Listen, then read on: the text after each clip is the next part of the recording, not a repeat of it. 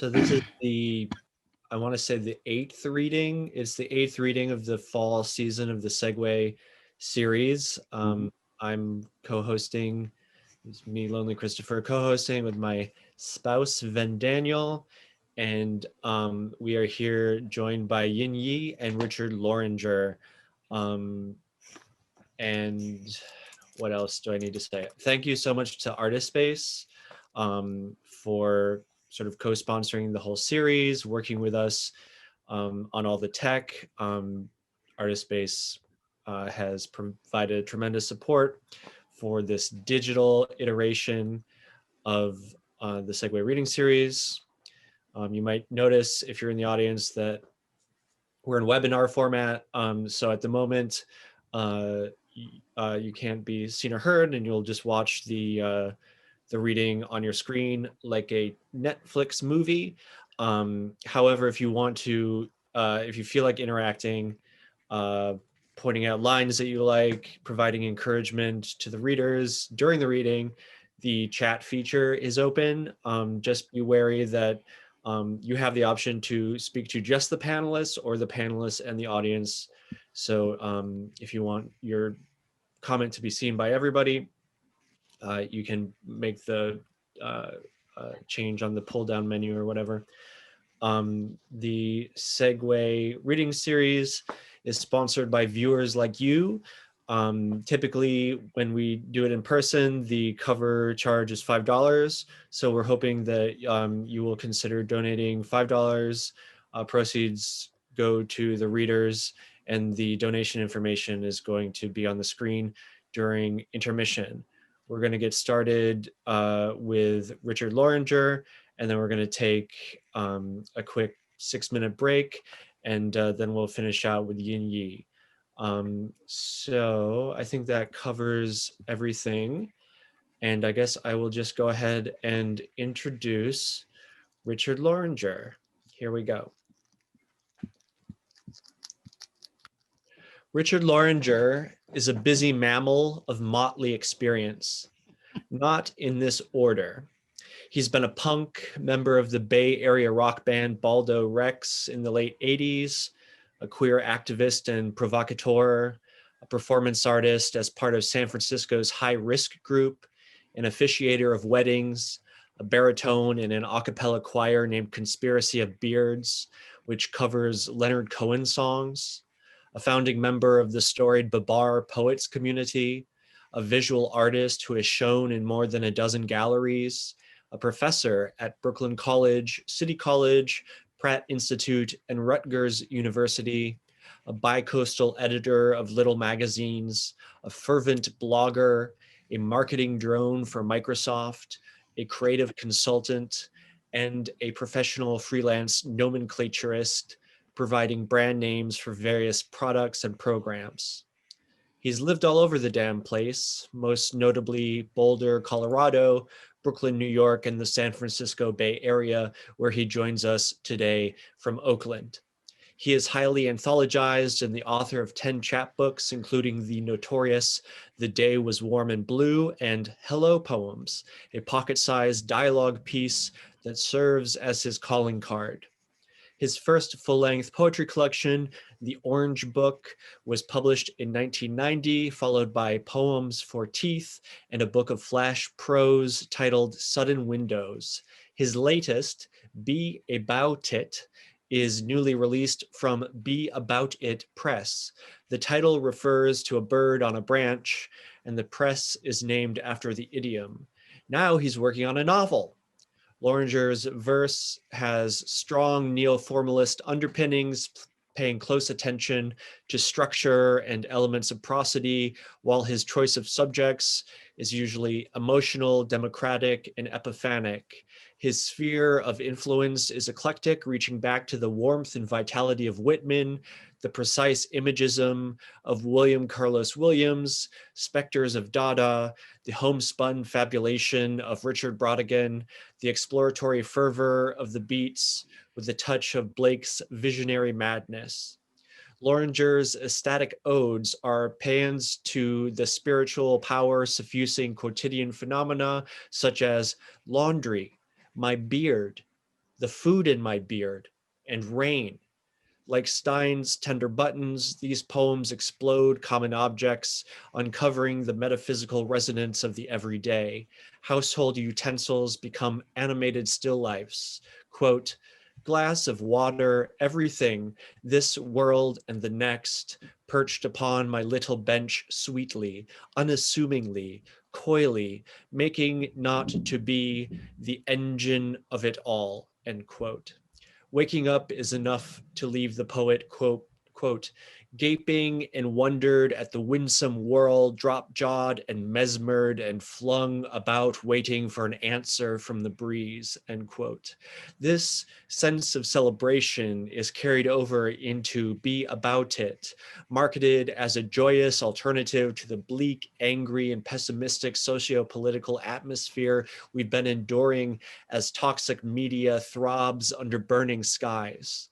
This isn't masochism, it's a form of alchemy, spinning shit into gold, finding a light, meeting the worst, and giving it your best.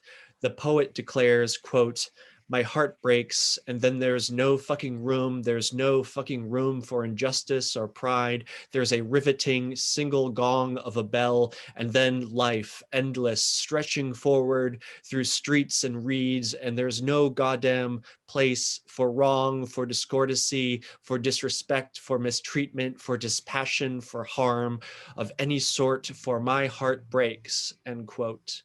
Taking risks is a way to become more human in the interest of existence. At a certain point, one must insist, quote, fuck the ideologies. Let's have a world, end quote. While Loranger's work brims with such anarcho-radicality, he's also, or should I say, therefore, interested in establishing an ethics of care.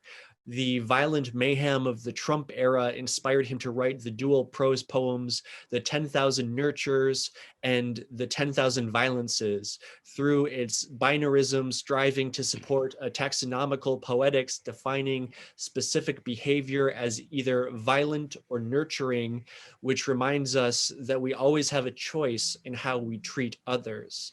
Passivity, lying, stealing, manipulation, harassment, silence, aggression, oppression, versus consideration, allowance, kindness, concern, honesty, listening, compassion, sharing. Loranger's most popular work to date, Poems for Teeth, also uses ordering as a generative technique, naming all of his teeth and expounding upon their magical purposes. There are teeth of instinct and entropy, addiction and endurance, memory and desire, myth and labor. The upper left canine is the tooth of sex, which Loranger tells us is my gay tooth. Once again, Loranger uses pain as fuel for his creative practice, as the collection is the product of a severe jaw infection, arduous dental surgeries, and ongoing oral problems, all of which got him thinking about the action taking place in the crucible of my own mouth. There is an ongoing tension between order and chaos in the work, as if methodical thinking might open up into a deeper wildness. He spits his teeth at us, naming the projectiles and discerning their qualities, but then lets us know, quote, teeth are not a system, they are teeth, end quote. It is that state of pure being toward which Loranger composes. So let's listen to him now. Please welcome birthday boy Richard Loranger.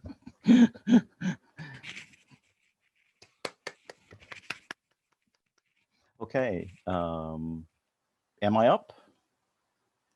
Okay, hey, well, listen, thank you so much for that generous intro, Lonely, and yeah, and so much. And thank you, you and Van and James, Segue and Artist Space for having me today. I'm very happy to be here. And I hope you find this work of use or interest. I'm going to actually start right out with a sort of a singular, just one single piece that's sort of refers to, let's just say, all things current. It's the only thing I'm going to read today that's sort of about everything that's been going on.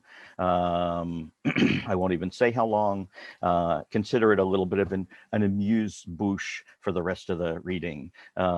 Everything else will be about other kinds of stuff. This is called Talking to Myself with No Pants On.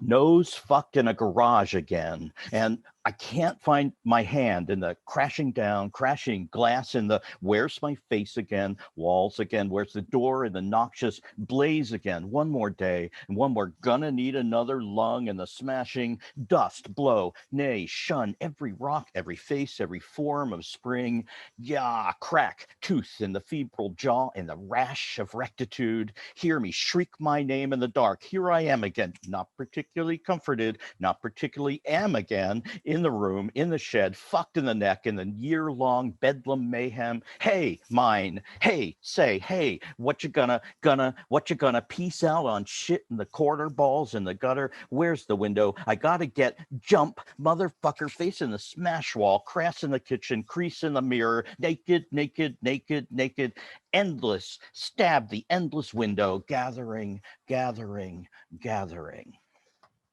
So that's what I've been feeling lately, but I've also been feeling I need to get away from that. So I'm going to read 3 sections in this reading, and anybody who knows my work, and Christopher did an amazing representation, knows that some of it's very straightforward conversational language and others more of a complex, a mosaic.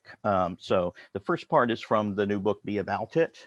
There's the nice cover, beautiful cover from Be About It Press, the name, and is the name of the titular poem, and it is also a pun on the name of the press, which I love. So those are going to be more straightforward. I'll read a couple poems for teeth, which are denser, and I'm going to finish with some narrative, which we sometimes call fiction.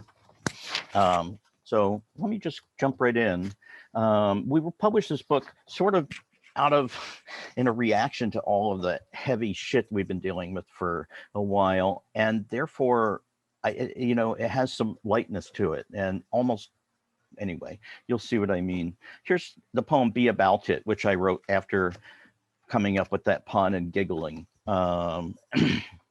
Be about it because you can, because you are a creature of air, because your song fills the corners with life, because the corners could always use more life, because that breeze is meant for you, because you come with the scent of pine, because you come with the colors of spring, because you burst into berries, because the vicious gnats fear you, because you chirp upon the dawn, because you soar into the noontide sun, because you sing the day farewell, because you send us sweetly to our nightly nests, because you are. So there's a little caring for you, and I think we just kind of all felt, let's put some caring out there. I'll read about 5 other short, all the poems in this book are very short, it's 40 short poems.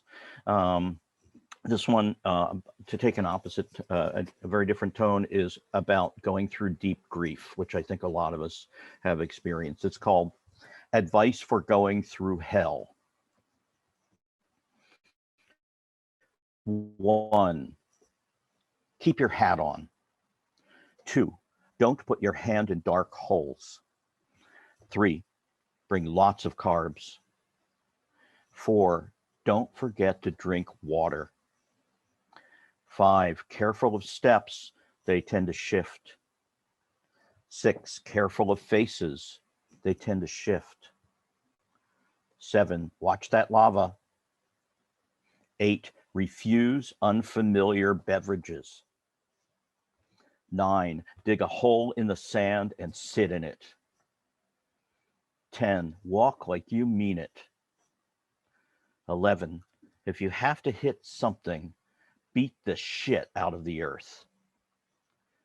12, try not to leave too big a carbon footprint while doing that. 13, make 13 your lucky number. 14, your chakras will open again at some point. 15, make every number your lucky number. Advice for going through hell. Okay, I'm going to jump a little bit further. This is a flash prose piece from Be About It. It's called Outside.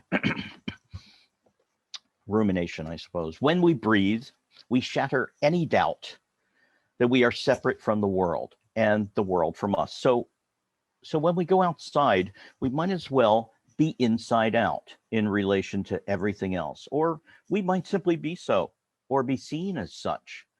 Consider yourself inside out, just as a matter of perspective. Where are you then? And what then is outside? Is that now not now inside you, vast and uncompromised? Are you not vast in any perspective?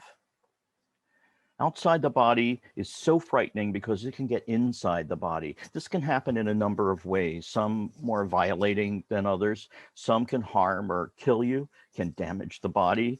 Some can damage the mind, or both. Maybe every way damages both. Perhaps any admission helps the inside to break down. Perhaps that's what the outside does. Still, some ways seem more okay than others, some necessary if distasteful. So we make them seem okay, like sex, like needles, like eating. When we eat, of course, we take someone else's body into our own.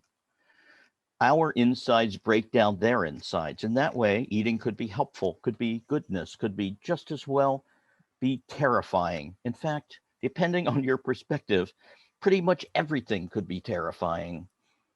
Unless, of course, there is no inside or outside, unless there are no foreign objects. Okay, this is a little fable or something. I don't know. Secrets. Yummy worms crawl inside your ears to find your secrets, but they're too delicious and your ears eat them right up and burp. The burps are not the sound of the secrets, but of the worm's mother's crying. They've been living in your head all along because they're part of you. Though the worms didn't know that. They didn't know or remember that because they wandered off into the business world and forgot where they came from. And now their moms are sad because they'll never come home. They forgot they came from everywhere and were part of everything, like the lion's tongue stuck in a candy jar or a dolphin singing at the moon. They met a big, yummy monster who made them yummier and yummier, and then told them that your secrets could make them taste bad again. They certainly didn't want that and went to do something about it, but they forgot they were always yummy, and they were your secrets, and now who knows where they are. But your other secrets got out. And instead of going to business school, they liberated that lion's tongue and licked it all clean. And now your nipples are singing at the dolphins. Secrets. Sorry. I think that silly is occasionally extremely useful. And this is the silly selection. Actually, it's called Silly Love Poem to Canada. I can't believe I decided to read it, but I'm going to. My nipples in Canada. Erect. I mean both nipples and Canada. Frigid air whipped across. Warm glances and hands. Warm mouths and breath. Wanting. I want you, Canada. I want you with my nipples, my breast. Oh, Canada, I stand on guard for thee. Don't worry, this is news to me too. I had no idea we would touch each other like this. I had no idea we would touch through this flesh, through this specific flesh. All right, I have one more from Be About It. And still the swans. And still the swans drift on, carving the stream with their adamant breasts, while in the cut we wait, as in the hold of a leaky ship, as a slave ship destined for the rock. Months fly by, sand we eat, and like it, say it tastes like chicken. We are earthbound, taking buses and surveying wall to wall. Take a walk in the park. It's a nice day. You could use the sun. It's about time you got yourself some air. We roll over in sleep, torn by the dream of a crushed cajole. We stand on strands, scouring for a sign of respite, for a chance of flight. Go ahead, feed the swans. They're beautiful and regal. Sure, they've been known to take a finger from a child, but they won't hurt you. Okay. So that's some selections from Be About It. La la la. Yay. This is the first copy in hand. They actually messed up and only sent one book in the box, and the rest are lagging behind. So I got the only copy, but the rest are probably there today. So I'm going to shift gears and read two poems from Poems for Teeth, which Christopher mentioned. It was published in 2005. And I'm mostly reading these because I missed them. They're like friends I haven't seen for a while. So I won't go into an explanation, but it does have a poem for every tooth in the body, in the mouth. And the poems are not about teeth. They're for teeth. There's a difference. But they do mention teeth. I'm going to read two from here. The first one is tooth number 6, your upper right canine, as you want to find it. And this is the tooth of rebellion.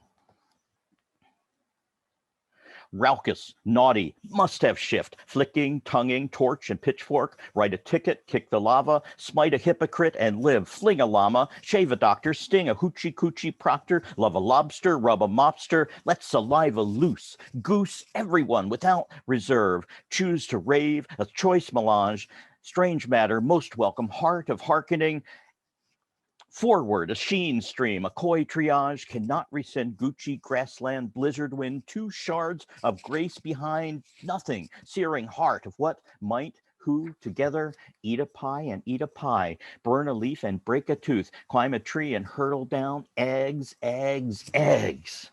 Smasher, flyboy, Sationaut, Rollick, Bollock, Sheer Spelunker, Hard Knocker, Rock'em Sucker, Cock, Hawker, Wit, Docker, Clock Kicker, Bag Ripper, Naughty, Naughty, Psyche Stripper, Giddy Biter, Gaudy Lighter, Non-Calendric Freedom Fighter has had enough TGIFs for millennia, has Saturday Night Fever off the charts, feels pretty wicked for a Who Called It Sunday.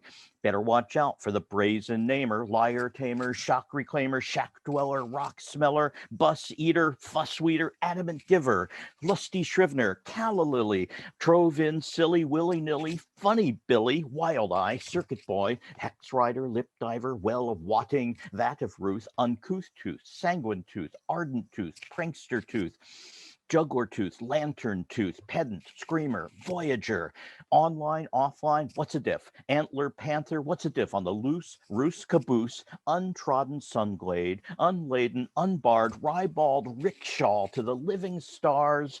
Tooth lives itself, your only chance, gives a monumental shit about it all. Makes circumspect deluxe, takes a green moment, spread breath, finds every new absolutely leaf. Run and run and run again, steal a fork and bite the moon, call a piggy, saw a rail and paint the puppet strings. Tickle, tundra, lava shift, mountains, fountain spilling muck, shore miasma, fountain pen, hen of ages, sanctiphage, phantasmo, cyto, blasty, blast off, nasty, frankly periclastic jazz liquor, untied avatar drinker, lips on fire, eyes demure, shoes out the window, foot in the door, regenerator, face invader, valve, le, vivre, chit that bites the gambler's hand, fat and fiery, chipped and wiry, come, go, stomp, freeze, char, bark, seam, stream, sheen, clean, dream, go, come, go. Aloha, aloha, run and dive and eat an egg, throw a pie and paint the sky and burn, burn, burn. Oh, unseemly. Acquiescence for you is not an option. Rend if it will portion, stare if it will heal, shriek if it will liberate, and above all, forget not, you are the human face in song. That's that crazy one, Tooth of Rebellion. And I have one other chosen, which is less frenetic. So you'll be glad for that probably. This is the tooth of myth. It's tooth number 14, which is the upper left first molar up here, if you still have one. In this one, you'll notice the number 14 used as the name of a character at some point. So, tooth of myth. I run into a friend on the subway. Your hair looks terrible, she says. So what, I say. Deep in the pulp, a churning tide emits a scent that sings of dynasties and shame, of ruined soliloquies, of altars, and of love that cannot be deciphered with a knife. Come to the pit and show me a remnant of human nuance. Grasp my arm. Come show me hope. Lie to me never, never, never. Lie to me never, and always go home. You cannot find your hands because another timer has gone off. Beneath the table waits the dog who whispers to you late at night. An egg appears between your feet to let you know the guests are here. 52 teeth arrive in the air and form a planchette that just hangs there watching you eat. A discreet response might be to smile, but you are without wit, at least for a moment. They are impatient and swoop at your face, and you are in a field of burning butterflies. 2 kings ago, you couldn't get style like this. Sing to me always, always, always. Sing to me always and never deny. You find yourself joyless, as one does, moving day to day through gray air, unable to recognize your life. You meet a mysterious woman with leaves in her hair, and 3 months later, find yourself dancing naked on a rooftop in Albuquerque with a saxophone and 16 cats. I run into an old friend who gives me a handful of nails. Why nails? I ask. You're asking me, he says. We all have teeth, which is the best reason to say hello. Hi, how are you? Meet me in meadow, meadow, meadow. Meet me in meadow and show me your hand. 14 lies face down in the forest, breathing in the mulch, eating trees and defecating rain. She has been happy as a toadstool ever since she gave up her desk job to pursue a position in animism. Now she reads rivulets, spider bellies, calla lilies, foxtails for auguries of disintegration and joy. She spends her every waking moment studying granules and her every sleeping moment studying her every waking moment. It's a full-time job. 14 is an advertisement for dirt, and you line up to buy it with your last sense of purchase. Leaves turn and tumble, tell a tale again and again, unrecognizable each time, and each time thrilling. You are the inhabitant of a virile world, and you eat teeth every day and give yours to your friend at night. This is just another turn of the pretty disc, ardent, indefatigable, gleaming. Bon appetit. Oh, and your hair, by the way, looks great. Ring me with garlands, garlands, garlands. Ring me with garlands and take me away, away. So it's a couple of poems for teeth. And I'm going to finish with another, if you haven't had enough literary whiplash so far, another very different little selection. I'm going to say the sentence that I dread most hearing at poetry readings, and that is, I've been writing a novel and I'm going to read you part of it. Every time I hear that, I shudder and I go to the bathroom, pretty much. But please don't if you can avoid it. I have been writing a novel since July. It's a social satire. It takes place in a small town in Nevada. But I've chosen sections you don't really need to know anything about. They're vignettes of sorts. And I just wanted to read some of the prose because my heart's been going into this for 7 months or more. I'll just read it. Here, so the first section I want to read, and there's three, and they're very short, is an author's aside. It's like page 82. Okay. Um, this is not a story about ghosts, though I suppose it might be, depending on your definition of the term. Most commonly, I believe folks understand the word to refer to spirits of departed people who can somehow still influence our living plane. Okay. Some who have lost beloved pets find it easy, even necessary, to confer that honor to those they miss so well, having anthropomorphized them already in regard to so much else. Said people, though, often have a harder time extending that belief to animals in general, though others firmly hold that all vertebrates must have ghosts or can achieve ghosthood. Still others might go so far as to include the entire animal kingdom, while others can't imagine any life without spirit, leaving room for ghosts of plants, fungi, bacteria, and protists. Then we have the animist. You know, it's funny, I've only used this word twice in my writing, and this is the other time. Um, then we have the animists who ascribe spiritual essence to objects and places as well, both concrete and abstract, for whom the universe could possibly become an all encompassing ghost and might be already. Setting all this heady speculation aside and returning to our starting point, the notion of ghosts as human spirits, note that there is one other group who consider ghosts to be limited solely to our dear departed, but that living people to be not limited solely to our dear departed, but that living people have ghosts as well, that we all have ghosts that haunt the places where we've dwelt or lingered or traveled or had strong emotion, that your ghost and mine could bump into each other in a restaurant or have a discussion or find themselves dancing on a street corner where we've never in life stood at the same time, even if in fact we've never met. That the ghosts of the living are far more prevalent and influential than the ghosts of the dead, and do what they need to just as we do, and sometimes wander off when we're not looking.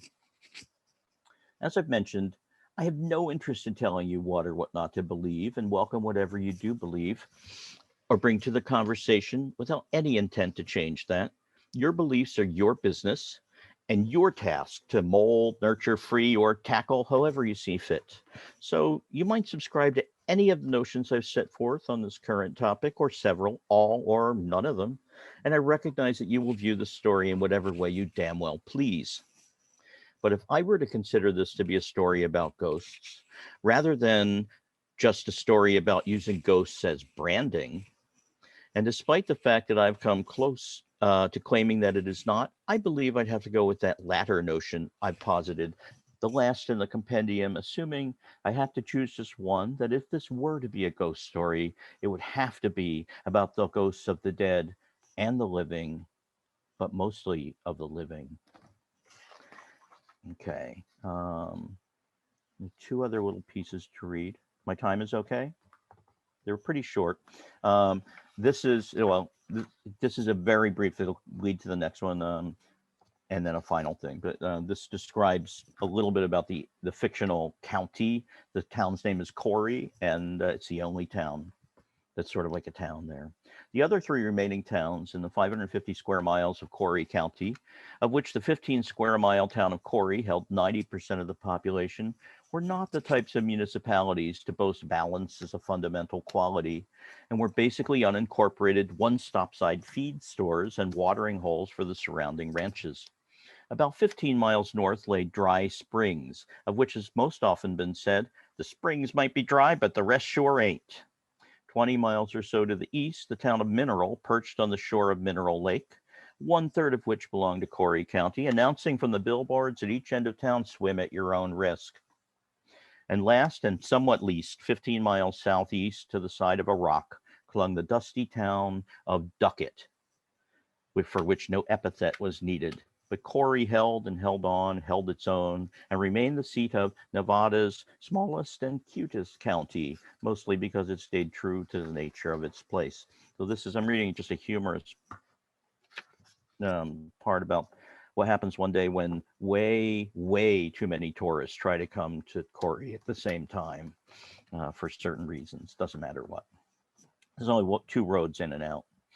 2 days later, on Desert Tortoise Day, despite all rooms in Corey being booked, the incoming traffic was backed up nearly to Dry Springs.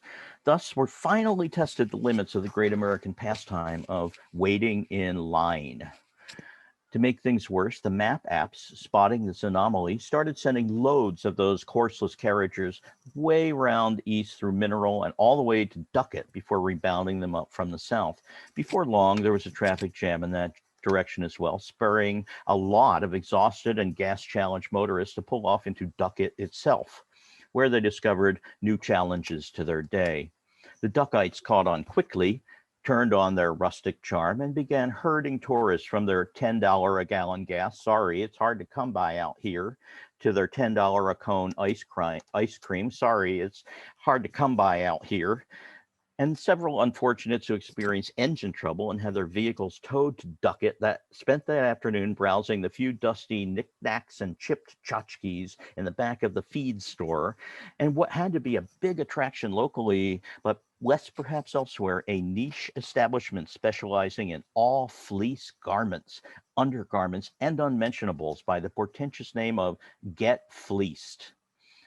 Seems there were quite a few sheep around there somewhere, and quite a few more on this day in particular. There was even a family from St. Louis touring the West in a camper who disappeared entirely that day. Last known location, Duckett, Nevada, conjuring fears of foul play and more than a few unfortunate references to a certain subgenre of high desert horror film fraught with cannibalism and lurid violence. To the great relief of all, they turned up a few days later in Vegas, to which they detoured, claimed because they hadn't come to Nevada for the traffic. So I want to leave you, if I may, with a very sweet vignette scene. One of the few that doesn't take place in the town also. It takes place at Burning Man. It's very short. I've never been to Burning Man, so, it's probably all wrong. Midweek of the festival, on a particularly still evening, after a dust storm seemed to have lifted half the playa into atmosphere, the multitudes of this giant Taz of burning hearts looked up to see a huge full moon, which was not just a full moon, but the second full moon that month, making it a blue moon, which was also somehow a blue-hued moon hanging in the western sky. One woman with a particularly full contralto began serenading it with the classic Rodgers and Hart song, Blue Moon, reminiscent of the version by the Cowboy Junkies and totally captivating. After a verse, a few others joined in, then a few others, soon their whole camp, and the adjacent ones. You see where this is going, and it's true. Not long after, all 83,517 voices on the high desert plain were joined in a quiet, soulful, haunting rendition carried by the spirit of the day, the song itself, the moon, and all human yearning for the better part of an hour.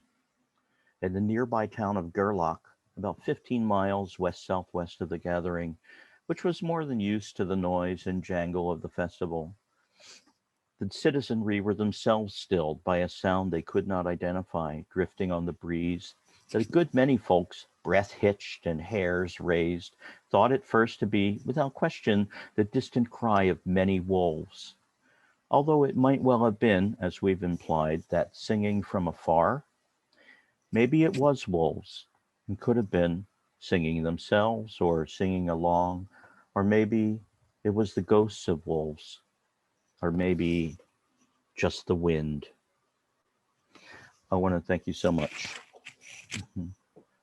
Thank you, Richard. Mhm. At the very end of tonight's reading, we're going to bring the audience onto the panel, so we'll all have an opportunity to applaud both of our readers. We're going to take a quick break, during which time I hope you consider donating to the readers, and then we're going to be back with Yanyi. I'm going to introduce Yanyi, and just give me 1 second. I have to pull up my introduction. Okay.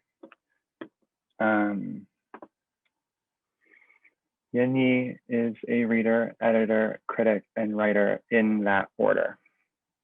He's the author of Dream of the Divided Field, which will be out in 2022 from One World Random House, and The Year of Blue Water, published by Yale University Press in 2019. When I sat down to approach writing this introduction, memories of my first time reading Yanyi's work, The Year of Blue Water, overwhelmed me to the point where finding language to articulate anything felt impossible. The memories weren't parts of poems at first, they were waves of feeling associated with that time, muscular and emotional and embodied.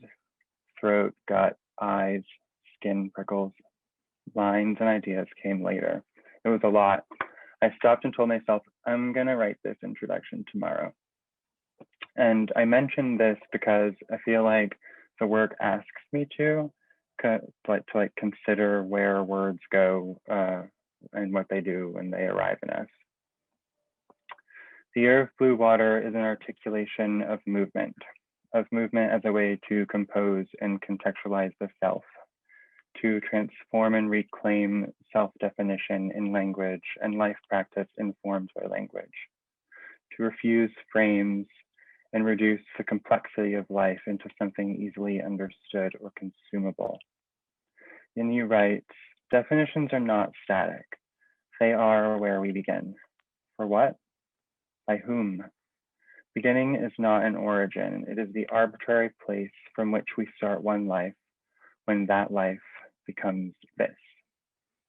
The illusion of static, impossible unchangeability is one perpetuated by fascism, colonialism, white supremacy, architectures of thought that still, silence, and isolate.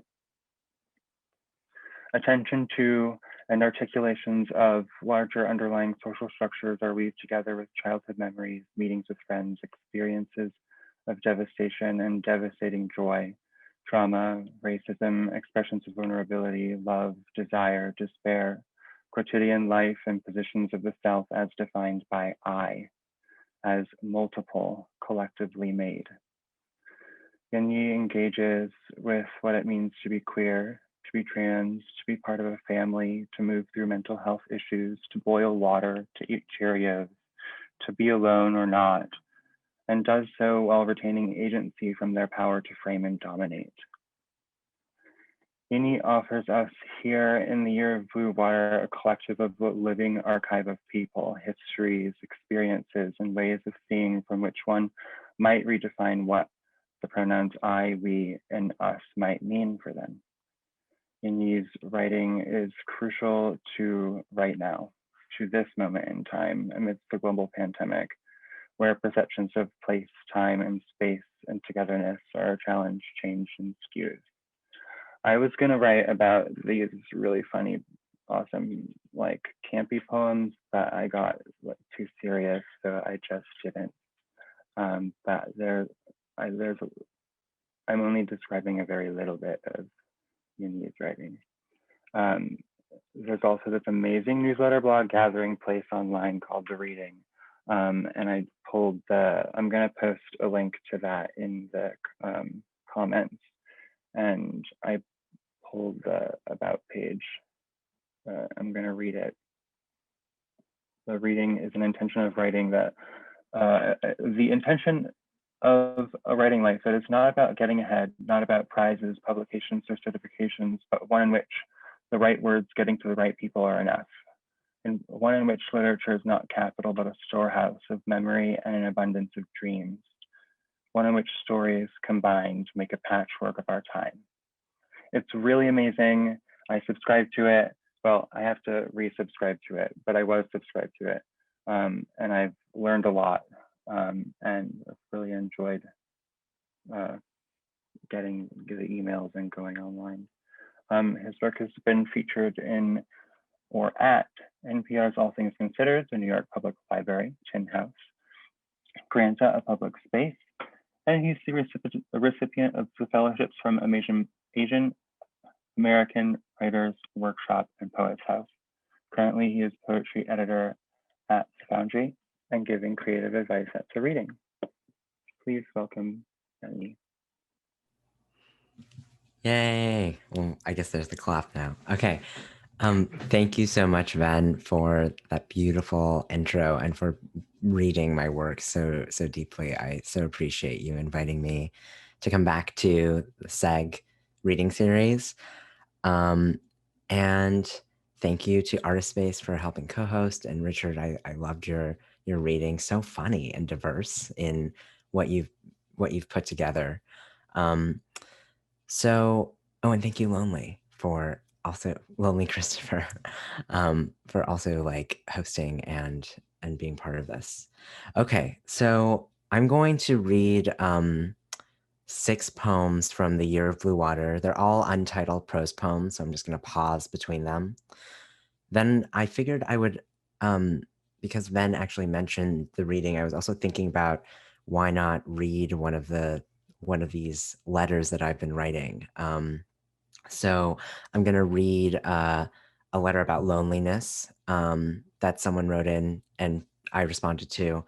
And then I'm going to close out with around, I think, 6 poems of new work that are variously either going to be in my new book or not. But yeah, so hopefully this will be a fun ride for you all. And I'm gonna, I was joking, I'm gonna use my podcast voice. So I'm gonna like get close to so I hopefully it feels intimate. Hopefully who's not on video is like cooking or something. So this is from the Year of Blue Water. I'm working on being alone today. It's the new year. I start with drunk dreams and then text to Diana about carrying our homes with us. I think about who I want to write letters to: Joe, Catherine, Mary. It comforts me to write letters. They remind me that there is someone listening on the other end. Likewise, I have received writing that felt made for me. People who are dead want to talk to me. I'm writing. I invite you to my life.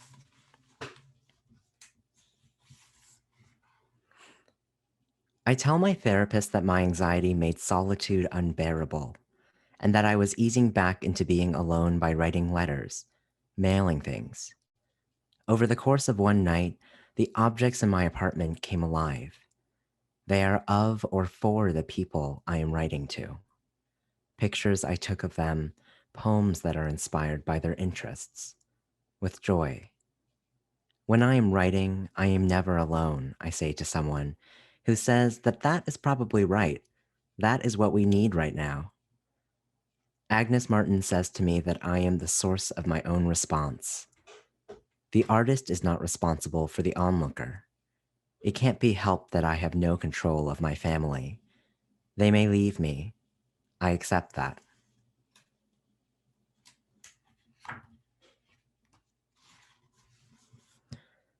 When I'm potting the plants, I think about this little life in my apartment. I have not been home to help it grow. When the sun is treating lightly over winter months, it is so nice to talk to Robin over the phone. It is so nice to nail my poster back up, to put new lights along the wall. There are more ways I can be here. There are things I have not done.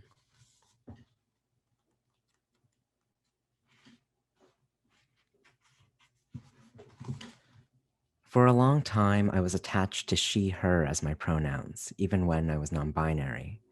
They didn't seem as sharp as I wanted it to be, and I like precision. Diana tells me that to be trans or non-binary is not to be a woman, but to be of women. That seems a more useful gesture. I never want to disappear unequivocally into masculinity. Womanhood is the country I come from, a home I reach back for to reproduce, recreate, replenish.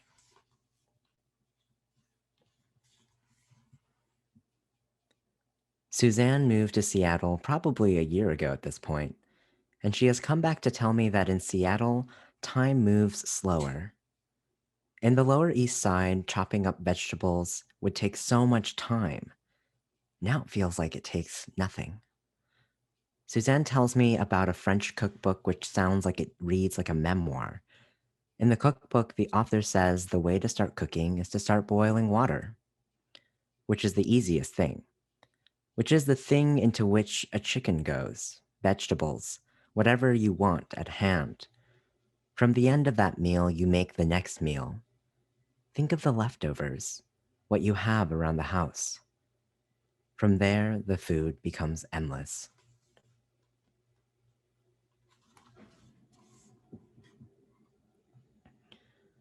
Playing violin has always been like this. When I play, I am the closest receiver of my own music. I am close to my body, which sways with the sounds I'm making.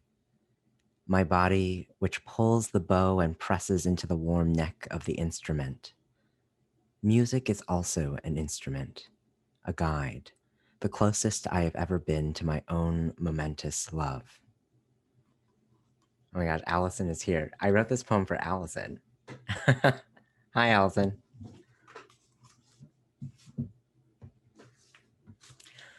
So, okay, so that was my first book, Your Blue Water. And I'm going to read a letter. So I've been writing this advice column basically for writers, and I'm just going to read you one of the letters that came in. This is from September. So yeah, some prose to help the palate. How do I feel less lonely? Hi, Yanyi. Thank you for sharing your financial journey on Twitter. It really made me think about my current IT career. My question is, how does one deal with the utter loneliness of writing after one has held a conventional job? I have savings, my husband earns decent money, and I can afford to write full time for a year. However, I don't know how to live without a job, without teamwork, without that monthly acknowledgement, at least in form of salary. How does one build a writing life in a capitalist society where everyone else is producing goods and services marked with clear monetary value, and you are holed up in a room with a fancy idea? How does one convince oneself that words are enough, given that I have money to survive a year? Where does one meet people and live some form of life, some form of social life? Thank you for your generosity. Melbourne. Dear blank, before dawn, where I am, the sun hints with a barely lavender wash behind a nearby church tower. The color drapes on all walls of this house as I close the bedroom door, ripples into the living room as I open the curtains. Usually at this time, no cars venture on the street, not for a couple more hours. I make coffee, then sit on the couch and read until the lavender becomes more lavender, less shadow, then gold, the true color of a morning page. Every so often, I live this vision of idyllic solitude. I'm awake and not overcaffeinated. I like the book I'm reading. I'm not yet hungry. No appointments to make. No deadlines to meet. No hours of work tugging the sleeve of my attention. Solitude and freedom are the same, says Agnes Martin. Suffering is necessary for freedom from suffering, she also says. You're asking practically about how to find community as a writer, so I will answer this first. Writing communities function like any other community. They are made of people with a common interest, but whose beliefs and values may be wildly different besides that. The more you approach and invest in other people, the more people might do the same in turn. Book clubs, workshops, and events are the easiest ways to meet others. Outside of pandemics, going to events is a quick way to find others who might be interested in the same kinds of writing as you. Curating them is a quick way to find out what you yourself are interested in. If you're feeling lost right now in terms of structure, finding a workshop with an instructor rather than a community workshop may be the best bet. When you are feeling more confident in your work, I also recommend applying to fellowships with cohorts with whom you might bond during your time together. And throughout all this, I recommend seeking lasting friendships in which you genuinely value each other beyond fame, fortune, and even whether you continue in the art. Community, in other words, is still made of the same stuff even when there's an adjective in front of it. I want to turn now to the anxiety of being the one with the quote unquote fancy idea. Most of us don't have the luxury of risk. We don't get to be mavericks or pioneers. We're born indebted to bigger things, often by duty, whether it's needing to pay our parents' electric bills or avoiding the state and social consequences of not fitting in. The thought of sticking out and doing something completely different, risk is a privilege. Risk can mean less freedom, not more. Yet risk may be one choice, if not the only choice, if you have in order to create the life you want to live. Writing is a lonely path, but perhaps not in the ways that you think. It's true. Most of the time I spend on writing, I'm alone, but I'm dogged by the memories of what has happened yesterday or the day before. My friends' voices and the voices of the books I'm reading, the voices of strangers and the dead, not mutually exclusive, are ringing as clear as the church bells dancing on the hour. Writing is something you do alone, yes, but as you live, the world lives in you. And the moment you write, you offer an echo of that life that dares to live beyond even you. In that empty room you fear, the life you've built until now doesn't seem to have prepared you for anything you will have to do from now on. Where does community come from without a team? Where does acknowledgement come from without a quarterly review? Where does life come from without a plan?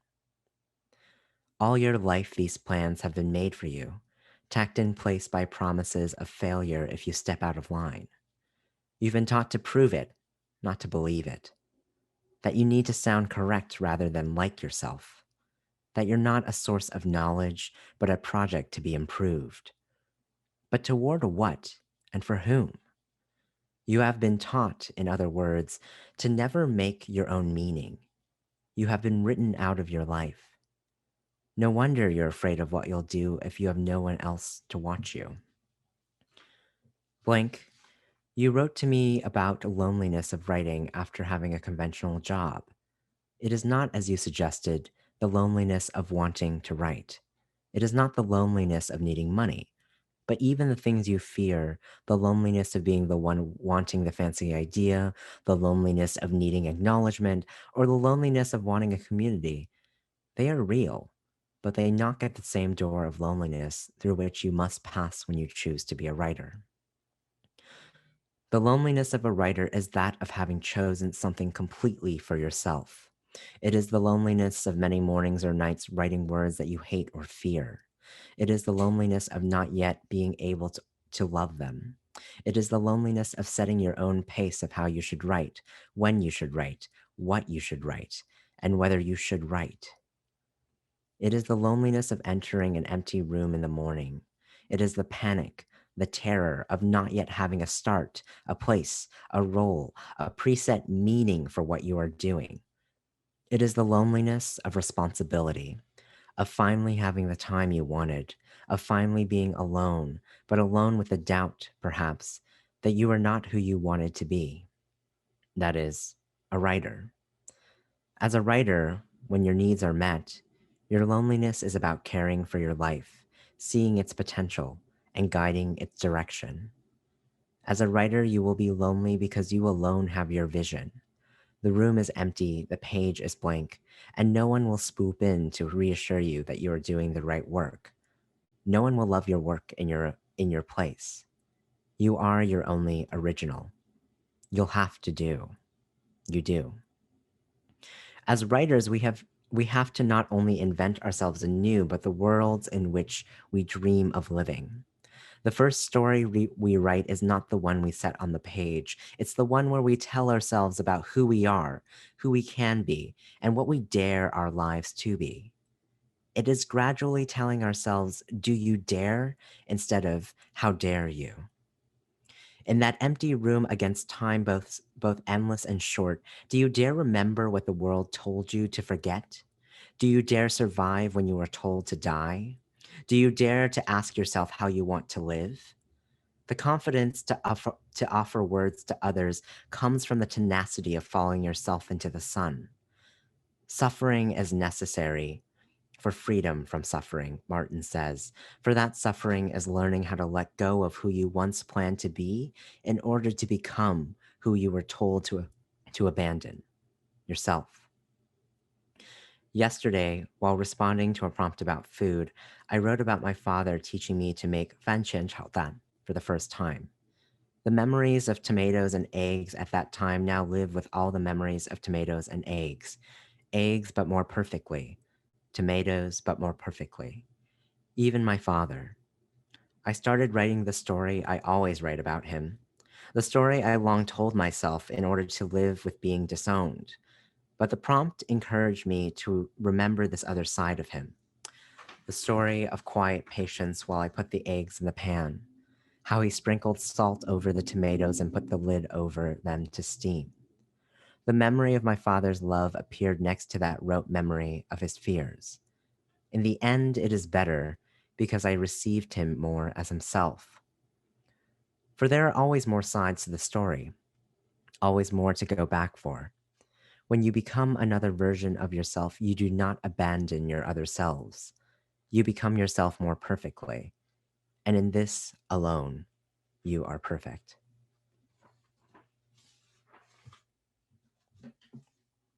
And then I'm going to close with, 6 poems.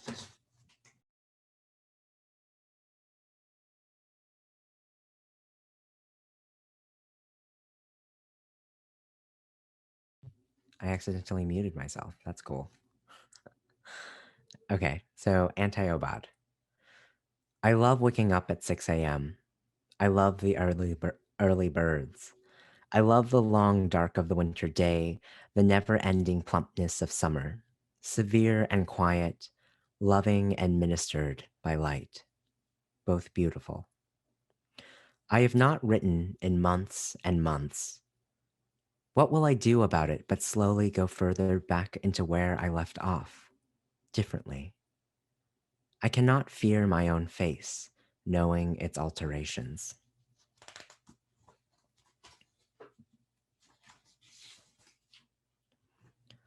Non sequitur. The purpose of the poet is to say what is not so different. On these days of death, I walk around as, after all, I'm still alive. For now I roam in a garden of steps, 2 feet chiming in paratactic melody. To wait for the sun to crown the floor of our room, to get to the dream of the end. I keep my hand on your breathing chest as death's not yet approaching. I garden by night, pea stalks pale blue by moonlight. There exists a life where I say nothing. That is this one already.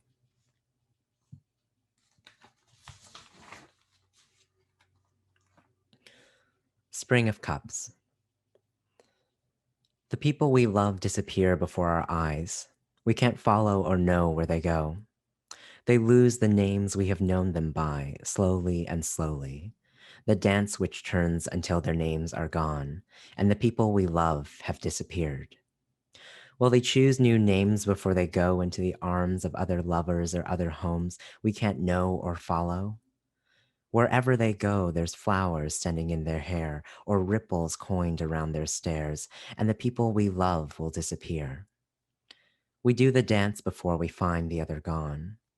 We lose the places we have known them by. The person I love disappears before my eyes. How long have I taken to know you? How far will you take your name? I can't follow or know. You go away.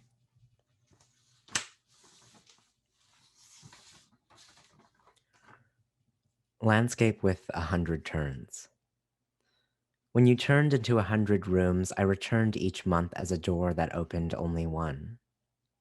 When you turned into 100 rooms, the wind flung through each of them wailing and left 100 songs in hopes you would return for it and me. And once, finding a doe locked up, the trees blued up the mountain pass, I understood you had transformed into your multiple, as the rain is different each step from the moon. Sleeping in 100 rooms, 100 dreams of you appear. though by day your voice has frozen into standing stones. When you turned into 100 rooms, I met with a mirror in each eye your growing absence. When I moved, the shadows without you followed me. In the 100 rooms, I cannot pick one, for each combines into the other where I piece by piece the shadows you have ceased to remember. As the rain is different each day of the year, when I turned for you and hoped you'd return to me, was it I who left and you who remained the same? For when you changed, I changed the furniture in the rooms. 100 birds flew over 100 fields. A mountain flowed into 100 rivers, then ended.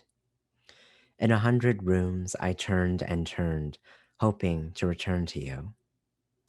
Oh, the chrysanthemums grew in the 100 rooms. Far in the past and far in the future were those numinous and echoing stars.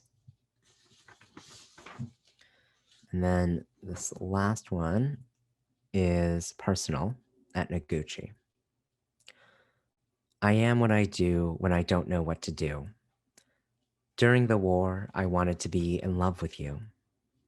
But I raised my lips from the backs of your eyelids. But I moved my arms from the rest on your shoulders. During the war, I could have lain in your lap, and you, maybe more than that. All I can think of now is how hard it is to chisel rock with steel and bone and call it gift or mirage. I gave the war what was meant for you. If you are not already dead, or me, maybe more will change. There is always the war. But for you, I'd like to bring you love again. Thank you.